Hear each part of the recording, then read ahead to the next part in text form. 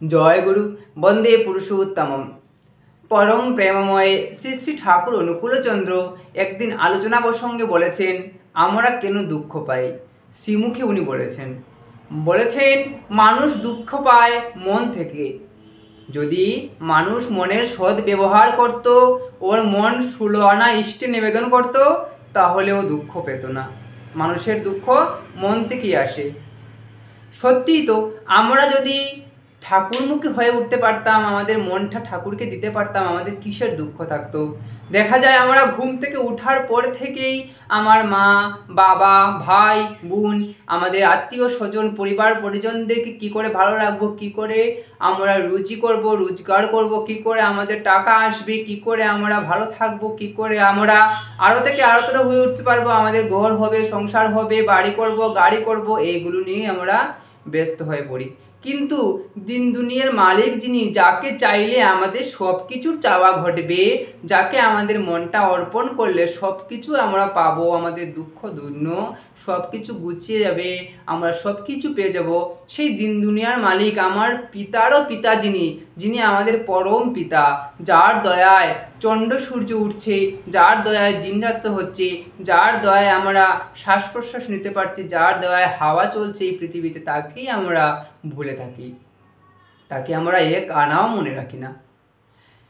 সত্যযুগে দেখা গেছে কি, যখন দ্রৌপদী এই রাজসভার মধ্যে দুঃশাসন উনার বস্ত্রহরণ করছিল, তখন দ্রৌপদী কি করলেন, এক হাত উনার বক্ষে রেখে এক হাত তুলে বলছেন, হে মধুসূদন, আমাকে রক্ষা করো, আমাকে রক্ষা করো বলে উনি মধুসূদন শ্রীকৃষ্ণকে স্মরণ করছেন। তখন শ্রীকৃষ্ণ ভাবছেন যে এখনও তো দ্রৌপদী ওর নিজের মধ্যে বিশ্বাস রেখেছে যে ও নিজেকে নিজে উদ্ধার করতে পারবে, রক্ষা করতে পারবে, তখনও কিন্তু মধুসূদন শ্রীকৃষ্ণ ওনার কাছে আসেননি। যখন দ্রৌপদী দেখলেন যে আর নিজেকে রক্ষা করতে পারবেন না, তখন দু হাত তুলে যখন বললেন, হে মধুসূদন, আমাকে রক্ষা করো, সম্পূর্ণ মনটা উনি শ্রীকৃষ্ণের চরণে নিবেদন করেছেন, তখনই শ্রীকৃষ্ণ এসে ওনাকে বস্ত্রদান করেছেন। তো ঠিক এইরকমভাবেই যেন আমরা আমাদের মনটাকে সম্পূর্ণভাবে বিকিয়ে দিই শ্রীচরণে, আমাদের পরমপিতা শ্রীচরণে, তাহলেই আমাদের জীবনটা সার্থক হবে, তাহলেই আমরা দুঃখ থেকে দূরীভূত হতে পারবো। যদি আমাদের মনে একটুও সংশয় থাকে যে না, আমি নিজেকে নিজে রক্ষা করতে পারবো, নিজেকে নিজেই সুস্থ রাখতে পারবো, ভালো রাখতে পারবো, পরমপিতাকে প্রয়োজন হবে না আমার, তাহলে কিন্তু আমাদের জীবনে দুঃখ দৈন্য দুর্দশা কখনোই ছেড়ে যাবে না। আমরা যাতে আমাদের পরমপিতার কাছে যেতে পারি, পরমপিতার সন্নিকটে যেতে পারি, তখনই পরমপিতা আমার কাছে আসবেন, তখনই পরমপিতা আমাকে দয়া করবেন। আমরা যদি পরমপিতাকে না ডাকি, পরমপিতাকে না বলি, তাহলে উনি কি করে বুঝবেন যে উনাকে আমার প্রয়োজন আছে। একটা মা যখন একটা সন্তানের জন্ম দেওয়ার পর যখন এই সন্তানটা কান্নাকাটি করবে না, যখন কান্নাকাটি না করে, তখন কিন্তু ওর মা ওকে ঘুম পাড়িয়ে বা একটা জায়গায় বসিয়ে রেখে উনি মা সব কাজ করেন। তখন কিন্তু ওর মা মনে করে যে আমার সন্তান কিন্তু এখন খেলা করছে, আমি তখন কাজ করে নিই, ওকে আমার প্রয়োজন নেই এখন। যখন সন্তানটা কান্না করবে, তখনই ওর মা বুঝবে যে আমার সন্তানের ক্ষুধা লেগেছে, ওকে আমার খাবার দিতে হবে, তখনই মা দৌড়ে আসেন, ওই সন্তানের কাছে এসে ওকে কুলে করে নেন। ঠিক তদ্রূপভাবে যদি আমরা আমার পরমপিতাকে না ডাকি, উনি কি করে বুঝবেন যে ওনাকে আমার প্রয়োজন আছে, ওনাকে ছাড়া আমি ভালো নেই, ওনাকে আমার প্রয়োজন। যখন আমি ডাকবো ওনাকে, কেঁদে কেঁদে ডাকবো ওনাকে, যখন আমরা মন থেকে উনার মতো হয়ে, উনার ভাবদর্শিত হয়ে যখন আমরা নাম আর নামকে একত্রিত করে ডাকবো, তখনই আমার পরমপিতা আমার কাছে আসবেন, আমাকে ধরা দেবেন, আমার দুঃখ দৈন্য দূর করে দেবেন আমার। আর তখনই আমরা মুক্ত হতে পারবো দুঃখ থেকে, তখনই আমাদের মন আনন্দে ভরে থাকবে, তখনই আমার সব কিছু চাওয়া করবে, আমার মা বাবা পরিবার পরিজন সবাইকে নিয়ে সুস্থ থাকতে পারবো, ভালো থাকতে পারবো, আমার পরমপিতাকে আমার পরিবারের সদস্য করে নিতে পারবো। তখনই আমরা সুস্থ থাকবো, ভালো থাকবো। একটা ঘটনা বলছি। একদিন এক ঋত্বিক দাদা একটা সেলুনে বসেছেন চুল কাটবেন বলে। সেই দোকানে ঢোকার পর, সেলুনে যাওয়ার পর দেখলেন যে পরমপিতা শ্রী শ্রী ঠাকুরের অনুকূল চন্দ্রের একটা শ্রী বিগ্রহ ওই দোকানটার মধ্যে লাগানো আছে, কিন্তু এই ছবিটার মধ্যে শ্রী শ্রী ঠাকুরের সেই বিগ্রহের মধ্যে ধুলো বালি পড়ে ভরে আছে একদম। তখন শ্রী শ্রী ওই আমাদের ঋত্বিক দাদাটা সে দাদাকে বললেন, শ্রী শ্রী ঠাকুর অনুকূল চন্দ্রের দীক্ষিত তুমি? উনি বললেন, হ্যাঁ আমি ঠাকুরের দীক্ষিত। সেই দোকানের মালিক দাদাটা বললেন। তখন ঋত্বিক দাদা বললেন যে ঠাকুরের শ্রী বিগ্রহটাকে এত বাজেভাবে রেখেছো কিসের জন্য? ওনার উপরে এত ময়লা পড়ে আছে, এত বাজেভাবে পড়ে আছে। তখন উনি বললেন, কি করব দাদা, আমি তো ঠাকুরের দীক্ষা নিয়েছি, কিন্তু আমার পরিবারে কোনো শান্তি নেই, কোনো সুখ নেই, তাহলে ওনাকে আমি ডেকে কি করব? ঠিক তখনই রাস্তা দিয়ে একটা বড় বড় দাড়ি, গুফ, চুল, অনেক বড় বড় পাগলের মতো লাগছে দেখতে একজন দাদা যাচ্ছিল ওই দোকানটার পাশে দিয়ে, সেলুনটার পাশ দিয়ে। তখন ঋত্বিক দাদা ওই সেলুনের দাদাটাকে ডেকে বলছেন, এই দেখুন তো এই লোকটার এত বড় বড় চুল, দাড়ি, গুফ হয়েছে, আপনি কি ওগুলোকে কেটে দিতে পারেন না? তখন সেই সেলুনের দাদাটা বলছে, ও তো আমার কাছে আসেনি, তাহলে আমি ওকে কেন কেটে দেব? তখন সেই ঋত্বিক দাদা বলছেন, ঠিক তদ্রূপভাবে আপনিও ঠাকুরের কাছে যাননি, ঠাকুরের নাম ঠিক মতো করেননি, ঠাকুরকে আপনার পরিবারের একজন ভাবেননি, তাই জন্যই তো আপনি এইরকমভাবে ঠাকুরকে রেখেছেন। আপনার শরীরে যদি এইভাবে ধুলো পড়তো, ময়লা পড়তো, আপনি কি এরকম থাকতে পারতেন? আপনি যদি ঠাকুরকে ডাকতেন, ঠাকুর আপনার কাছে আসতো। আপনিও তো ঠাকুরকে ডাকছেন না, তাহলে ঠাকুর কেন আসবেন?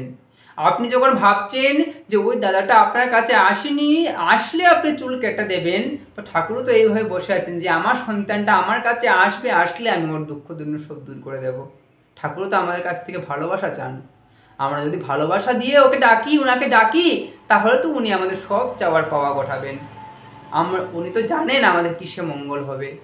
উনি তো প্রেমের ঠাকুর, আমাদের থেকে শুধু প্রেমই চান, আর তো কিছু চান না। আমরা শুধু অনেক কিছু চাই, আমাকে বাড়ি দাও, গাড়ি দাও, ঘর দাও, সম্পত্তি দাও, এই দাও, সেই দাও, কিন্তু আমরা কখনো কি জিজ্ঞেস করি, হে প্রভু তুমি কি চাও? তুমি কি ভালো আছো? তুমি কি সুস্থ আছো? সেটা তো আমরা জিজ্ঞেস করি না। উনি তো দয়াময়, উনি তো প্রেমের ঠাকুর, তার জন্য উনি আমাদের দয়া করে আছেন, শুধু আমাদের থেকে প্রেমটাই চান উনি, আর উনি আমাদেরকে সর্বস্ব বিকিয়ে দিয়েছেন।